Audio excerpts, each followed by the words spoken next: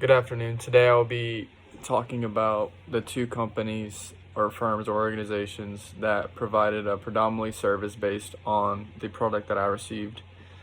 Um, for this outcome, I will be using two hospital treatments that I received, and one was a good one, and then the other one was a bad one.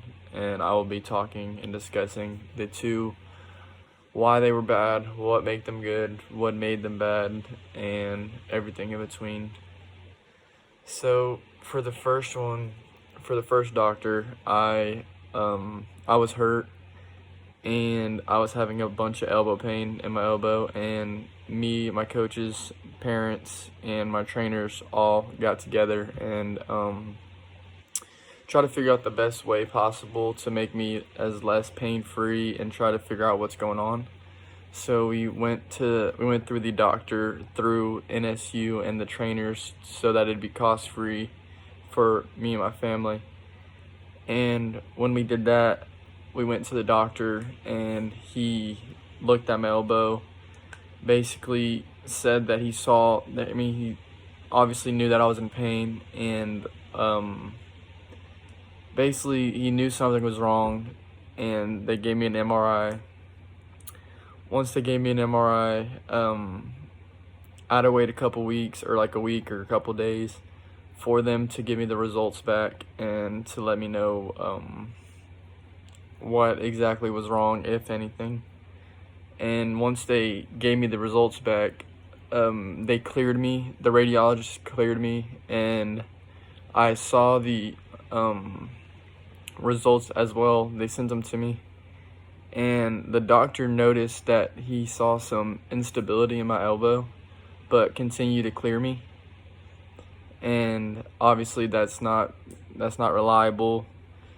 If I was to use the 5 dimensions of service quality, which are, I like to use them as RATER, which is reliability, assurance, tangibles, empathy, and responsiveness. I would say they're not reliable. I've heard several people have gone to this doctor and they just are left with unanswered questions, and he's just not very helpful and didn't give you any assurance. Like, I was hurt, obviously, and he knew it, basically, and he just continued to not, he never tried to help me. He just, I don't know, it's hard to explain, I guess. The tangibles were nice, like the place was nice, they had all the equipment you would need, and such and such. They were not very empathetic. Like, he would just grab my arm and jerk it different places to see if it was hurting, and obviously I would say it was hurting, and he would just set my arm down, and he just, it wasn't very, I was kind of scared that he was gonna hurt something worse, basically, which is, you don't want that from a doctor. You want someone who's gonna make you feel better, or they should be empathetic. They're doctors. They want, their job is to make people feel better, so they should be empathetic. And responsiveness, I would say, as a whole doctor staff, the whole doctor staff, they were good. They were very responsive. They let me know that what I had to do, and why it had to be done, basically, and when I was gonna get my stuff, my report, and all that good information to go to the next process.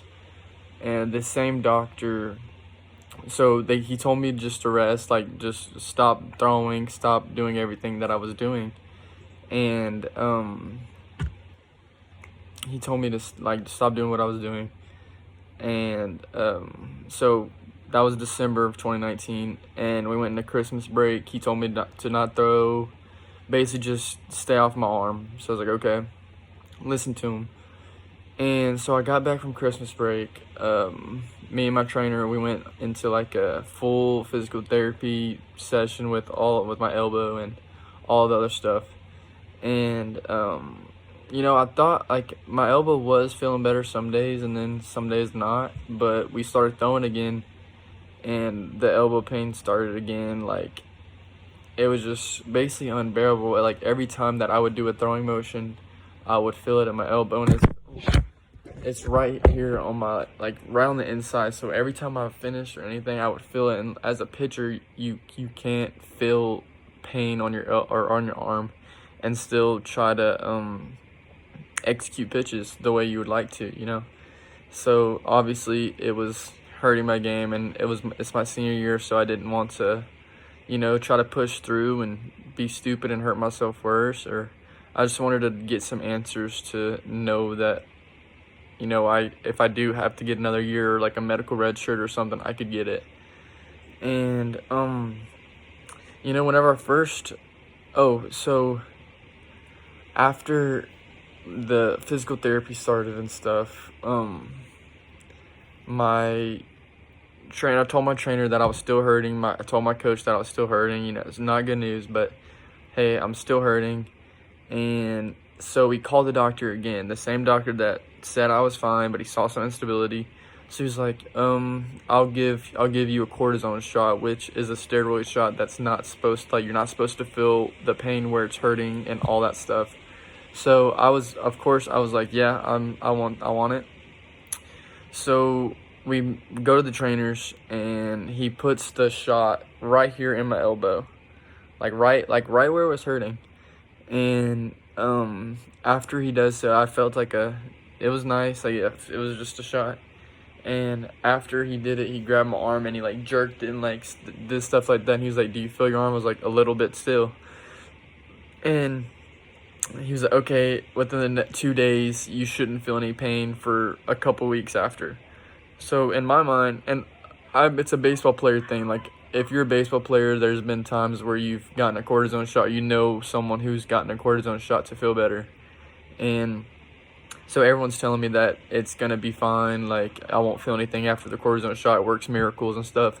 So I was all in for it. And then a couple weeks later, I'm still trying to throw, and it's still hurting even without the cortisone shot. Took 2-3 days for it to wear off, and that's not normal. It usually lasted 3 to 4 weeks, and it just wasn't good. It didn't help me at all, and